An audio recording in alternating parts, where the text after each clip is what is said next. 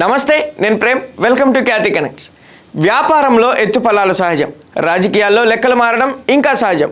కానీ ఒకప్పుడు తీవ్ర ఆరోపణలు, వివాదాలు చుట్టుముట్టడంతో నాకొద్దు ఈ మైనింగ్, నేను పూర్తిగా తప్పుకుంటున్నాను అని చేతులు ఎత్తేసిన ఒక బడా నేత ఇప్పుడు మళ్ళీ అదే రంగంలో ఏకంగా 500 కోట్ల మెగా ప్రాజెక్టుతో తిరిగి వస్తే నెల్లూరు ఎంపీ వేమిరెడ్డి ప్రభాకర్ రెడ్డి ఇప్పుడు జిల్లా రాజకీయాల్లో సరికొత్త చర్చకు తెరలేపారు. ఆయనకు చెందిన విపిఆర్ మైనింగ్ ఇన్ఫ్రా సంస్థకు నెల్లూరు జిల్లా మనుబోలు మండలంలో క్వార్ట్జ్ ఆధారిత పరిశ్రమను ఏర్పాటు చేయడానికి కూటమి ప్రభుత్వం అధికారికంగా అనుమతులు మంజూరు చేసింది. 500 కోట్ల పెట్టుబడి, 2000 మందికి ఉద్యోగాలు వస్తాయని ప్రభుత్వం చెప్తున్నా గతంలో క్వార్ట్జ్ గనుల యజమానులతో నడిచిన ఆ పాత వివాదం ఏంటి? అప్పుడు తప్పుకున్న వేమిరెడ్డి ఇప్పుడెందుకు మళ్ళీ ముందుకొచ్చారు అనేది ఇప్పుడు చూద్దాం.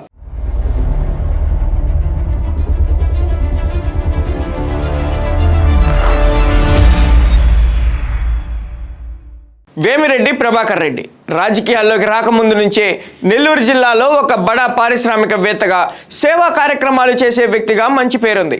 విపిఆర్ ఫౌండేషన్ ద్వారా మినరల్ వాటర్ ప్లాంట్లు, స్కూళ్ల అభివృద్ధి లాంటి అనేక సేవా కార్యక్రమాలు సొంత నిధులతో చేశారు. 2019లో ఆయన వైసీపీ తరపున రాజ్యసభ సభ్యుడిగా ఎన్నికయ్యారు.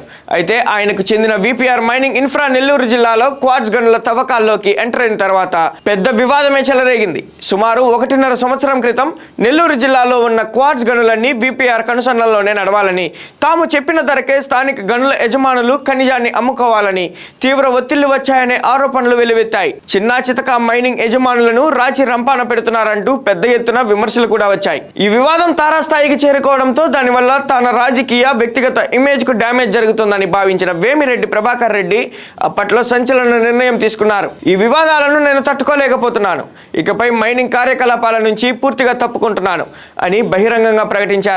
అయితే కాలం ఎప్పుడు ఒకేలా ఉండదు, రాజకీయాలు అంతకన్నా ఉండవు. 2024 ఎన్నికలకు ముందు వేమిరెడ్డి ప్రభాకర్ రెడ్డి వైసీపీకి రాజీనామా చేసి టీడీపీలో చేరారు. నెల్లూరు పార్లమెంటు స్థానం నుంచి టీడీపీ అభ్యర్థిగా బరిలోకి దిగి భారీ మెజారిటీతో విజయం సాధించారు. నెల్లూరు జిల్లాలో మొత్తం 10 అసెంబ్లీ స్థానాలను కూటమి కైవసం చేసుకోవడంలో ఆయన కీలక పాత్ర పోషించారు. ఇప్పుడు ఆయన సతీమణి ప్రశాంతి రెడ్డికి సైతం రాష్ట్ర మంత్రివర్గంలో చోటు దక్కబోతుందన్న ప్రచారం కూడా జోరుగా సాగుతుంది. ఇలాంటి మారుతున్న రాజకీయ పరిణామాల మధ్య వేమిరెడ్డి ప్రభాకర్ రెడ్డి తన పాత నిర్ణయాన్ని వెనక్కి తీసుకున్నారు. మళ్ళీ మైనింగ్ వ్యాపారంలోకి రీఎంట్రీ ఇస్తూ నెల్లూరు జిల్లా అభివృద్ధి కోసం భారీ పెట్టుబడులు పెట్టేందుకు ముందుకొచ్చారు. ఆయన ప్రతిపాదనకు ఎన్డీఏ కూటమి ప్రభుత్వం కూడా వెంటనే గ్రీన్ సిగ్నల్ ఇచ్చింది.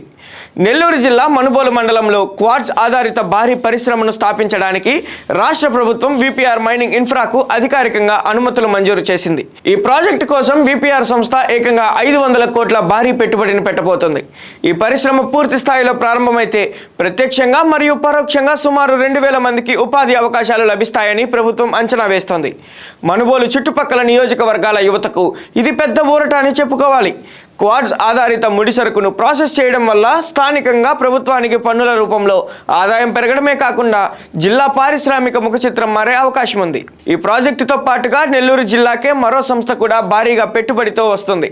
ఫ్రీ సౌండ్ ఆగ్రో ఇండస్ట్రీస్ అనే సంస్థ సుమారు 330 కోట్లతో ఒక వ్యవసాయ ఆధారిత పరిశ్రమను నెల్లూరు జిల్లాలో స్థాపించబోతుంది. ఇది కూడా జిల్లాకు ఒక శుభ పరిణామమే. ఎంపీ వేమిరెడ్డికి మళ్ళీ మైనింగ్ ప్రాజెక్టు అనుమతులు రావడంతో నెల్లూరు జిల్లా రాజకీయాల్లో జోరుగా చర్చ సాగుతోంది.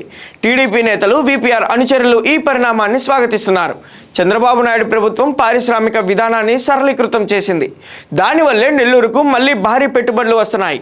విపిఆర్ లాంటి సంస్థల వల్ల స్థానికులకు పెద్ద ఎత్తున ఉద్యోగాలు వస్తాయి అని హర్షం వ్యక్తం చేస్తున్నారు.